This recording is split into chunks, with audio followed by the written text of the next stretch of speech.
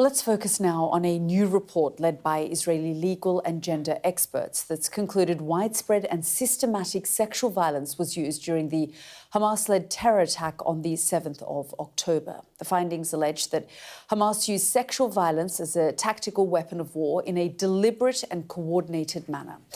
It said that violence was widespread, occurring across at least 6 different locations at the Nova Music Festival on Route 232 and in 3 kibbutzim. Well, let's bring in Ruth Halperin-Kaddari, lead report researcher and international advocate for women's rights. Thank you so much for joining us here on the programme. Just talk us through this latest report by the Dinah Project, because this is previously unheard testimony. It's first-hand testimony from 15 of the returned hostages from Gaza. Well, thank you very much for having me on the program. The report by the Dinah Project, which operates at the Rachman Center at Bar-Ilan University in Israel, has gathered all the existing information, the available information that was meticulously gathered throughout the past 21 months. And those testimonies by the returning hostages are actually testimonies that had been previously published, but what we did is taking not only these testimonies and these reports, but all the other reports and testimonies and evidence that was available in open sources and gathering it together, including all those testimonies that came out rather gradually and slowly by survivors of the attack, of the massacre, survivors themselves who witnessed the sexual atrocities and the sexual violence in real time. And we found that there were at least 17 of these eyewitnesses or ear witnesses who heard or saw rapes and gang rapes and other sexual assaults on October 7. And we put it all in a template in a evidentiary platform that, when taken together and when analyzed and when looked at from a legal perspective, according to the evidentiary value of all these evidences and indications and informations, they point to the conclusion that sexual violence was used as a weapon of war by Hamas on October 7, that there are patterns in all the locations in which they were used, and these indicate that it was premeditated, that it was planned, and it was part of a genocidal attack. And then on top of that, we develop a legal thesis that argues that it is not only possible, but it is essential to prosecute each and every one of the Hamas terrorists that took part in the attack, to prosecute them. I want to get to that, in a moment, in terms of how they're prosecuted. But I also just want to ask you, the report states that it was widespread and systematic. Can you just talk us through your findings around that? Right. So we found that there were the same patterns of assaulting, in many cases, raping and then shooting the rape victim. And some of the rapes were also accompanied by other forms of mutilation.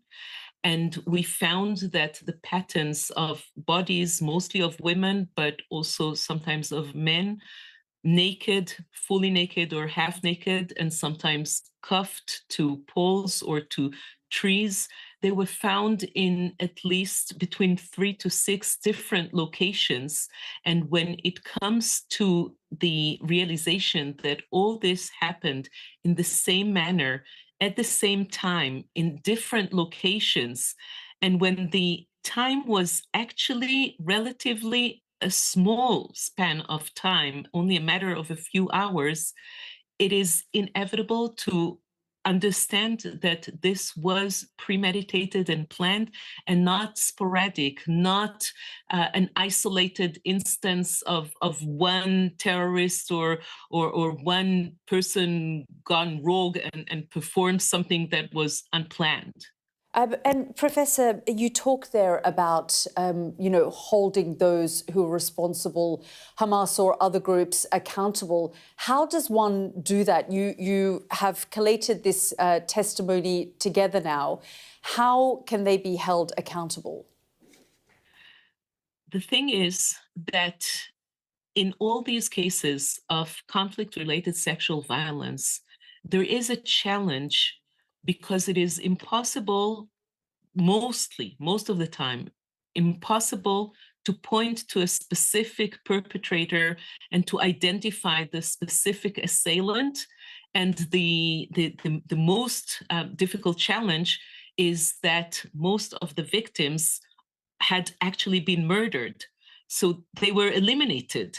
It is as if the perpetrators took care to eliminate the witnesses or the evidence for their crimes, for their atrocities. Now, what we are arguing is that this is a mob crime. This is a mass atrocity, and it should be regarded as a genocidal attack, bearing in mind the intention with which Hamas terrorists entered Israel to dehumanize and to completely destroy the Israeli people through, by all means necessary, including by using their own bodies to destruct the bodies of the enemies. And when a person enters such an attack with this common intent, they should be held accountable and jointly responsible for everything that actually took place in that attack. Professor, I unfortunately just have about a minute to go, but you've also said the aim of the report was to counter denial, misinformation and global silence on this issue. I spoke to someone from the UN today as well who talked about many of these women feeling completely let down by the international community, by the authorities. Just briefly, if you could, why has this been such a difficult issue and a controversial one?